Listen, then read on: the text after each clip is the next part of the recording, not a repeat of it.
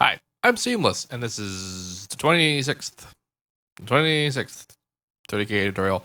This is a Skrillex sound, but not the kind of one you'd expect. And this is what I got. It's not super on point. Like the sound that I tried to get, which is linked in the description underneath original, is deceptively complex. But I'll show you how I got what I got. Which again, I'm not necessarily saying this is the best ever. It's kind of neat though. So, this is a ring modulated citrus sound kind of thing. So what's happening is that I got operator 2 FMing operator 1 with some stuff going on in there. That's the stuff that I got by messing around until I got the stuff that I liked. That's what I got. And then I'm ring modulating operator 2. So what's happening is that the ring modulation, which is amplitude modulation, so it's like frequency modulation, only for volume instead of pitch. What it's doing is it's turning on and off whatever it is that it's ring modulating. And then I have it set to even in half, which will create it'll create half of the period's length of modulation, and also the upper half of the polarity, so only positive polarity. So this is in a sense, in effect, just pure amplitude modulation, no plus or minus or any of that. What this is doing is it's turning on and off operator 2 as fast as the note. And so this means that operator 2 is FMing operator 1 on and off again, which if you look at the waveform window with just this on, you can see a sine wave in there accentuated by moments of weird sharpness, and that's the result of the ring modulation. So that's what's creating the sound. And then I'm running it into a Vocodex just to give it weird sharpness.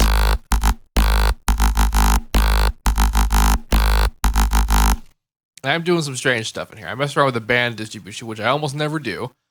And I think that's actually it, really. Yeah. And then I'm modulating the width of everything, turn pitch down, some unison, whatever. Small amounts of stuff, and very, very small amounts of band count, too. Also, I forgot to mention, in the ring modulation sound, I am modulating the pitch of the ring modulator. And it's this automation right here. It's a very small amount of pitch difference. You can see at the very end there. Now, when you change the pitch of the ring modulation, or you move the phase of it, what it's doing is it's going to change at what point in the waveform it allows sound to come through. So if I were to actually make it a different pitch, you get that kind of modulation, which can sometimes be really cool, or it can be really devastating. Alternatively, you can also change the pitch of the FM modulation. Sean.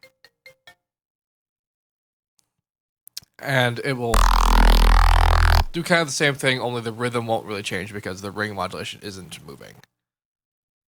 So that's pretty much what's up with that. So that's going into Vocodex, and then EQ, and like certain texture of the sound I couldn't really crack. I'm not totally sure what like actually created it, but this is what I got to get all along. And there's some reverb as well. The volume modulation I'm actually doing it on the output operator for mod Y. That's what's creating the sound. So it's before the reverb, which is why you can still hear reverb when it's doing that. That's kind of what it sounds like in the track. It's got some pretty heavy compression to even out the frequencies, and then the output is being soft saturated.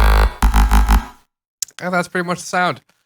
I didn't super duper nail it, but I mean, that's pretty much how any Skrillex sound goes. I'm never going to super duper nail it. So I feel pretty good about that. And it's a pretty interesting sound to boot. So this project will be available to download in the description. If you would like to make a request for the remaining tutorials, the Facebook post is linked in the description to make your request. To do that there and only there. And if you have any questions about any of this, let me know. And as usual, have a nice day.